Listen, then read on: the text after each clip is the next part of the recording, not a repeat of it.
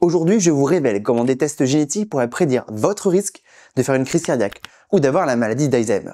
Des tests qui promettent une révolution médicale, celle de vous soigner avant même d'être malade. À moins que tout ceci ne soit qu'un immense bullshit. Crise cardiaque, AVC, athérosclérose, ce sont des maladies cardiovasculaires. Des trucs fort sympathiques. Ces maladies sont favorisées par le diabète, la consommation de tabac, le cholestérol. Aujourd'hui, on a des médicaments pour limiter ces maladies, voire même des opérations chirurgicales. Mais pourtant, ça ne suffit pas. Ça reste la première cause de mortalité dans le monde. Le rêve de certains, être capable de prédire votre risque de faire une crise cardiaque pour vous soigner avant même que les symptômes n'apparaissent. Mais comment prédire ces maladies au-delà de votre environnement? Et si votre ADN y cachait la réponse? En 1951, 3 médecins américains, Gertler, Garn et White, découvrent que l'histoire familiale joue un rôle dans ces maladies. On a plus de risques d'avoir une de ces maladies si un de nos parents l'a déjà eu. Et les scientifiques font un parallèle surprenant. C'est comme pour le pétrole, on a plus de chances d'en trouver si on en a déjà vu pas loin. Aucun doute, on est bien aux USA. Mais qu'est-ce qui augmente vraiment ce risque? Eh bien, le mystère va demeurer intact. Il va falloir attendre plusieurs décennies et le plus grand projet de recherche en biologie jamais organisé. En 1988 naît le projet Génome humain. En 15 ans, avec 3 milliards de dollars et une coopération internationale, l'ADN humain, notre génome donc, doit être intégralement décodé. Pour ça, les scientifiques ont amélioré et développé des technologies qui permettent de lire l'ADN contenu dans chacune de nos cellules. C'est ce qu'on appelle le séquençage. Entre 2001 et 2003, la séquence complète de l'ADN humain est publiée. Une vraie révolution scientifique, mais perso, je préférais jouer au Lego.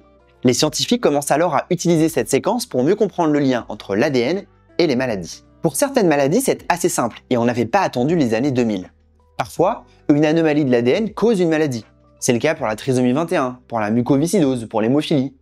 Des maladies souvent graves avec généralement plusieurs personnes atteintes au sein de la même famille. Mais pour les maladies cardiovasculaires, ça marche pas. Impossible d'identifier une anomalie de l'ADN responsable à elle seule d'une maladie cardiovasculaire. Ça serait si c'était simple. En tout cas, il y a une chose qui est simple, c'est de vous abonner à cette chaîne et de liker la vidéo. Grâce au séquençage, on a désormais une immense carte de l'ADN humain. À plein d'endroits, il y a des variations entre les individus. Certains vont avoir un drapeau bleu et d'autres un drapeau vert. Pour essayer de localiser des portions d'ADN qui sont impliquées dans les maladies cardiovasculaires, les scientifiques comparent des individus qui ont eu une de ces maladies versus des individus qui n'en ont pas. Ils cherchent des endroits bien particuliers de l'ADN. Les maladies ont un drapeau bleu et les autres un drapeau vert, par exemple. Ça veut dire que ces endroits sont associés à la maladie. Et on fait ça à l'échelle de tout le génome humain. C'est ce qu'on appelle une GWAS, a Genome-Wide Association Study. Ou en français, une étude d'association à l'échelle du génome. Et cette stratégie fonctionne pour étudier certaines maladies, mais aussi la taille ou même l'intelligence. En identifiant ces endroits de notre ADN qui jouent un rôle, on peut ensuite identifier de nouveaux mécanismes à l'origine de ces maladies. Et ça a permis des avancées scientifiques considérables. Puisqu'on est capable d'identifier des endroits de l'ADN qui sont associés à certaines maladies, on peut regarder chez un individu donné pour prédire son risque d'être malade. On obtient un score de risque polygénique. Plus de 5000 scores polygéniques ont été développés en moins de 20 ans. Dès 2007, certaines entreprises ont commencé à proposer des kits. Écoutez, vous crachez dans un tube, l'ADN de votre salive est analysé pour lire les drapeaux aux endroits associés aux maladies. On vous donne ensuite les risques pour la maladie d'Alzheimer, les cancers, les AVC. Plein de bonnes surprises pour la modique somme de 800 $. Mais au-delà de ce marketing, certains de ces scores sont quand même en essai clinique. Grâce à ces scores, on pourrait identifier tous les individus qui ont un risque élevé pour les maladies cardiovasculaires. On pourrait implémenter rapidement une prévention, voire un traitement, et un suivi plus poussé pour ces personnes.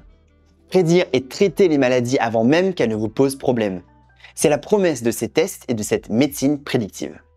Sauf que ces scores ne seraient peut-être pas si efficaces que ça.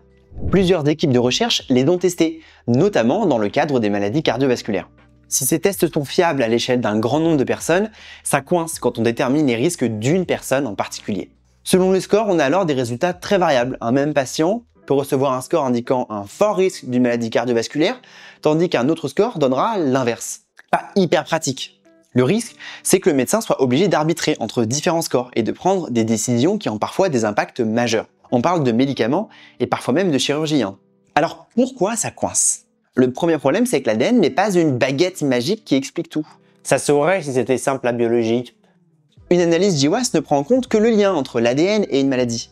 Mais il y a d'autres liens qui existent. Par exemple, le lien entre l'environnement et une maladie. Fumer augmente le risque de faire une crise cardiaque. Il y a même une troisième possibilité, une interaction entre l'ADN, L'environnement et la maladie. mais les GWAS ne voient que le lien entre ADN et maladie. Résultat, de nombreuses associations peuvent être complètement faussées.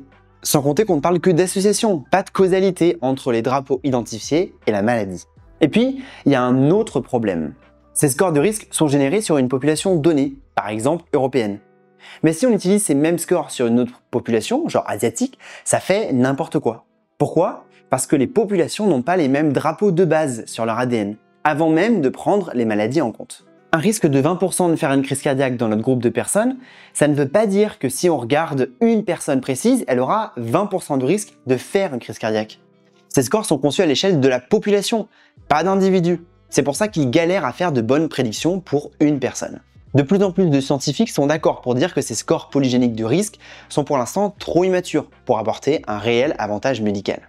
Pour être vraiment utiles, ces scores doivent être renforcés et interprétés par des pros de la génétique. Des gens dont c'est le métier et qui peuvent combiner ce que dit notre ADN avec d'autres indicateurs associés à ces maladies, par exemple l'activité physique, pour que ces scores puissent véritablement aider au diagnostic. Alors si on essaie de vous vendre un de ces kits commerciaux, ne vous fiez pas trop à ces prédictions, on est plutôt sur du hasard là. Mais s'il y a bien une technologie au point qui a éclairé le monde vivant et bien au-delà, c'est cette technologie qui zoome 1 million de fois dans le vivant. Elle a cassé les limites de la lumière et je vous en parle dans cette vidéo. Je repars là.